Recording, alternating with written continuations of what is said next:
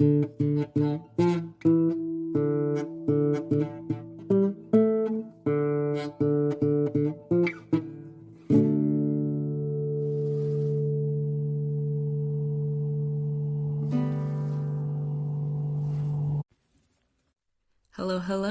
Welcome back to the cellblock Scorch.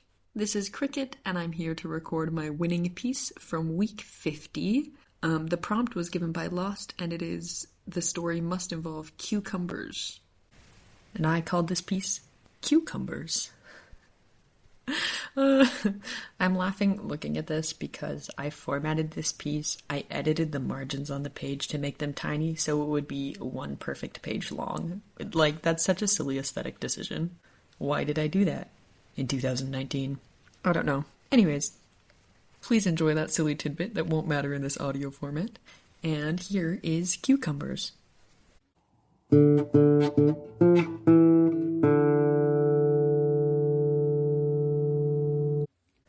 She grew cucumbers in the garden, walking among the rows in the fall to pick her prized vegetables. She, too, seemed to come from the earth, like the plants were somehow an extension of herself. I always liked to go to watch her tend the garden. We all did. She would share with us her vegetables, but never the cucumbers. "They're special," she would say, and she would laugh, just a little. It was the greatest quest of every neighborhood kid around the age of 10 or 11 to find out what she did with the cucumbers. No one ever did.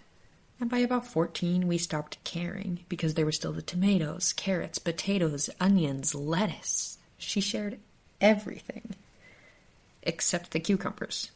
She was a fixture in the neighborhood.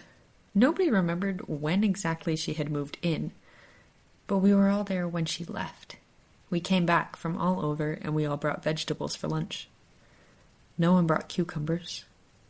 We couldn't. And now her house stands empty. There is no one to tend the cucumbers, but they grow anyway. I wonder if we should pick them? I do not know if anyone will. But out of the corner of my eye, I sometimes think I see her, walking between the rows, like she always used to.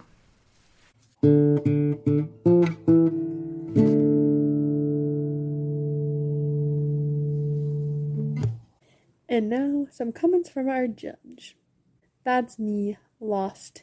And this week the prompt was that your story needed to include cucumbers.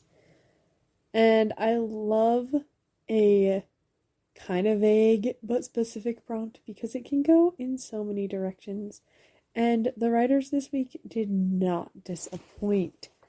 It truly was taken in so many different directions. And all of them were so good. This was a really hard week to judge just the quality and the difference of idea in the story. It was just wonderful. We had 3 of them that made cucumbers a super central plot point, and one they were simply mentioned, which honestly I can't ask for more. It's so fun to see them being used in that prompt being used in so many ways. I'm like, okay, well, I guess I'll just throw it in here, and still in a way that was relevant to the plot but wasn't driving the plot, where cucumbers were kind of driving the plot in the other 3. But I honestly loved all the Scorches this week. Going back and rereading them, it was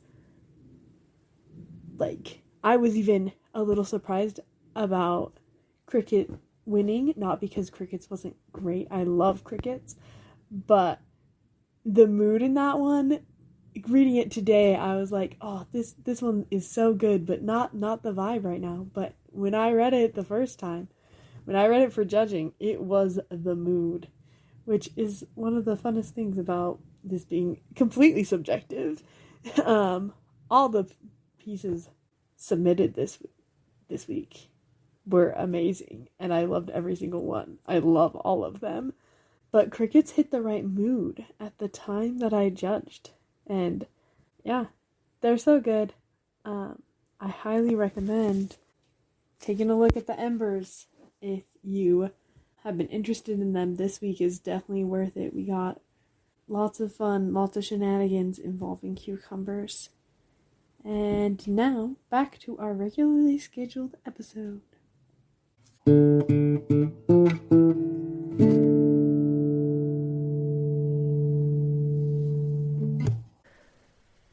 And that is cucumbers.